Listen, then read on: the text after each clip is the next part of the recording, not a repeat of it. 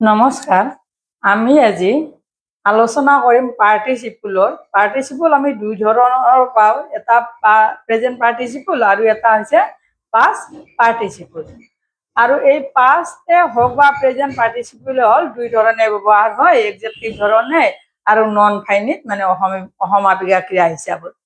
এতিয়া আমি আলোচনা কৰিম আজি প্ৰেজেন্ট পাৰ্টিচিপলৰ বিষয়ে। প্ৰেজেন্ট পাৰ্টিচিপল নো কি? আমি জানো প্ৰেজেন্ট পাৰ্টিচিপল বুলি ক'লে ধাৰণা হয় আমাৰ ভাৰ্বৰ পাছত আইএনজি যোগ হয়, ভাৰ্ব প্লাছ আইএনজি। ঠিক এনেধৰণে আমাৰ প্ৰেজেন্ট পাৰ্টিচিপলটো আমাৰ ব্যৱহাৰ হয়।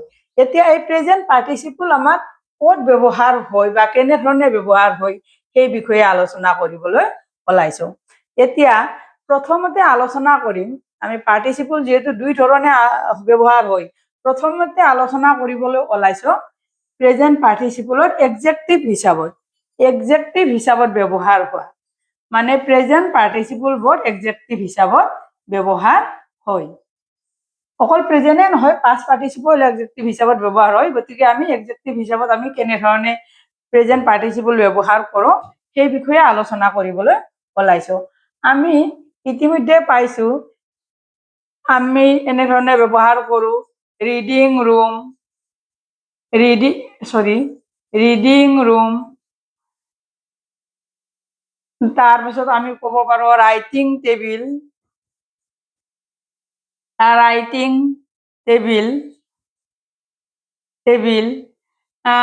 ৰাইজিং সান,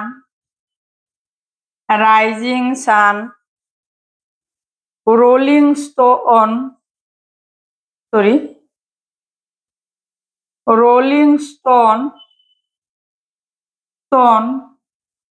তাৰপিছত আমি ক'ব পাৰোঁ মানে ড্ৰোনিং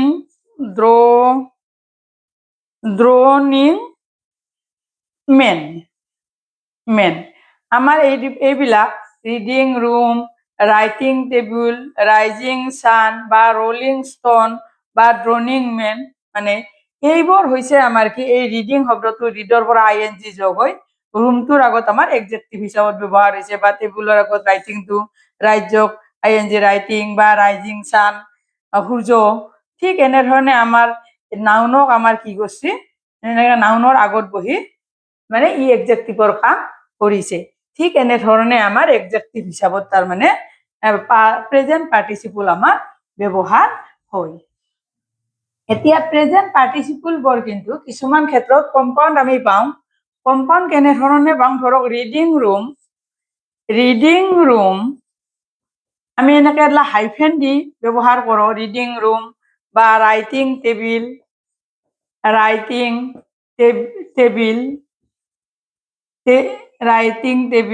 বা ফিচিং নেট। ঠিক এনেধৰণে আমি মানে নাউনৰ আগত আমি ৰিডিং বা মানে পাৰ্টিচিপলটো ব্যৱহাৰ কৰি আমি হাইফেন এডাল দি ব্যৱহাৰ কৰোঁ। এইবোৰ কিন্তু আমাৰ কম্পাউণ্ড মানে কি হয়, কম্পাউণ্ড নাউন হিচাপত এনেধৰণে আমাৰ ব্যৱহাৰ হয়। সেই গতিকে মানে কম্পাউণ্ড নাউন হিচাপত ব্যৱহাৰ হয় কাৰণে কিছুমানে জিৰাণ বুলি ক'ব খোজে, কিন্তু আচলতে এই শব্দবোৰ আমি হাইফেন ব্যৱহাৰ নকৰাকৈও আমি ব্যৱহাৰ কৰোঁ, যেনে ৰিডিং ৰুম। ঠিক এনেধৰণে আমি হাইফেন নিদিয়াকৈও আমি পাৰ্টিচিপল হিচাপত আমি ব্যৱহাৰ আমি কৰিব পাৰোঁ। গতিকে যদিও আমাৰ কম্পাউণ্ড নাউন বুলি কোৱা হয়, কম্পাউণ্ড নাউনৰ দৰে কাম কৰে সঁচা, কিন্তু ই পাৰ্টিচিপল মানে প্ৰেজেন্ট পাৰ্টিচিপল ৰূপত ই কাম কৰে। গতিকে ইয়াৰ পাৰ্থক্য যদি জিৰাণ আৰু যদিও প্ৰেজেন্ট পাৰ্টিচিপলৰ আমাৰ পাৰ্থক্য আমি এনেধৰণে আমি দেখিবলৈ পাওঁ। গতিকে ঠিক সেইদৰে আমি কি কৰোঁ, প্ৰেজেন্ট পাৰ্টিচিপলৰ আমাৰ মানে এডজেক্টিভ ৰূপত আমি ব্যৱহাৰ কৰোঁ বা এডজেক্টিভ হিচাপত ব্যৱহাৰ কৰোঁ। এতিয়া আমি নন ফাইনিট বা ফাইনিট আমাৰ অসমীয়াত কোৱা হয় অসমাপিকা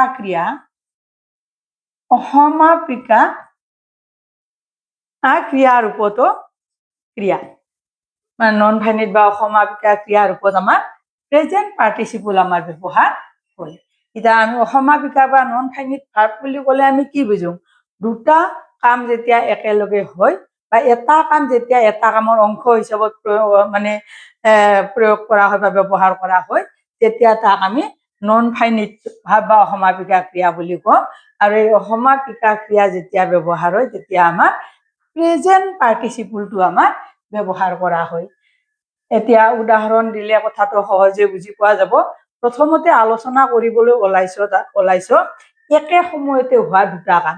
যদি একে সময়তে দুটা কাম হয় তেতিয়াহ'লে প্ৰেজেন্ট পাৰ্টিচিপল আমাৰ ব্যৱহাৰ হয়।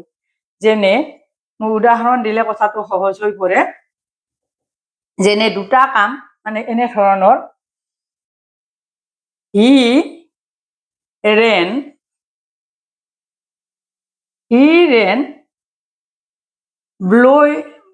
blowing his brother.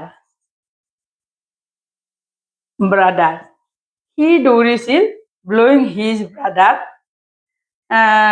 মানে ভায়েকক ঠকিয়াই বা খুচিয়াই ব্লয়িং আমাৰ ব্লয়িং শব্দটো ব্যৱহাৰ কৰোঁ। ঠিক এনেধৰণে মানে দুটা কাম মানে যেতিয়া এনেধৰণে একেলগে হৈছে, মানে দৌৰিছিল আৰু মানে ভায়েকক খুচিয়াই দৌৰিছিল, ঠিক একে সময়তে কামটো হৈছিল। এনেধৰণৰ নন ফাইনিট মানে ভাৰ্বৰ ক্ষেত্ৰত এনেধৰণে আমাৰ প্ৰেজেন্ট পাৰ্টিচিপল আমি ৰূপটো ব্ল ভাৰ্বৰ লগত ING যোগ কৰি প্ৰেজেন্ট পাৰ্টিচিপল ৰূপটো আমি ব্যৱহাৰ কৰোঁ। এতিয়া আমি একে সময়তে যিহেতু আমাৰ হয় কাম, এটা যদি আগত হয় আৰু এটা যদি পিছত হয়, মানে এনেকুৱা বুজাবলৈ আমাৰ এই প্ৰেজেন্ট পাৰ্টিচিপল টেন্সটো আমাৰ ব্যৱহাৰ কৰা হয়। মানে একে সময়তে দুটা বা এটা আগত হয় এটা পাছত হয়। এতিয়া ঠিক এনেদৰে হোল্ডিং, উদাহৰণ দিলে সহজে বুজি পোৱা যায়। হোল্ডিং মানে হোল্ডিং হিজ, আমরা হিজ ব্যাগ দিল, holding his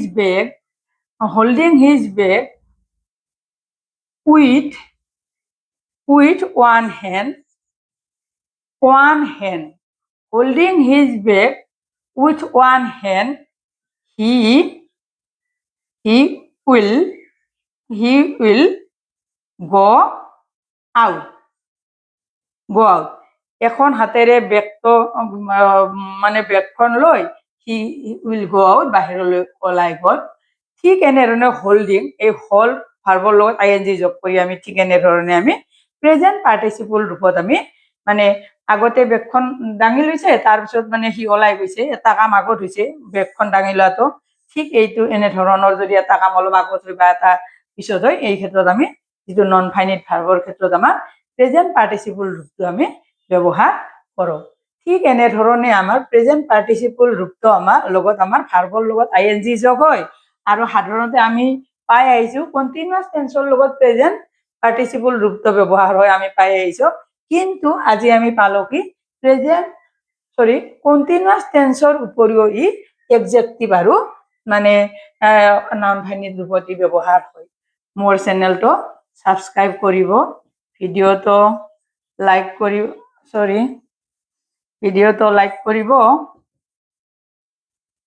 যদি ভাল লাগে কমেন্টছ কৰিব আৰু শ্বেয়াৰ কৰি মোক ভিডিঅ' বনাবলৈ যেন মোক উৎসাহ যোগায়, তাৰ বাবে অনুৰোধ কৰিলো। আজি আমি আলোচনা কৰিলো মানে পাৰ্টিচিপলৰ প্ৰেজেন্ট ৰূপটো হৈছে ভাৰ্বৰ লগত ING যোগ হয়, আৰু ইয়াক আমি সাধাৰণতে কণ্টিনিউয়াছ টেন্সত ব্যৱহাৰ কৰোঁ আমি জানো, কিন্তু ই কেতিয়াবা এডজেক্টিভ ৰূপতো ব্যৱহাৰ হয়, নাইবা নন ফাইনিট বা মানে অসমীয়াত অসমাপিকা ক্ৰিয়া ৰূপত আমাৰ ব্যৱহাৰ হয়। আজিলৈ ইমানে, নমস্কাৰ।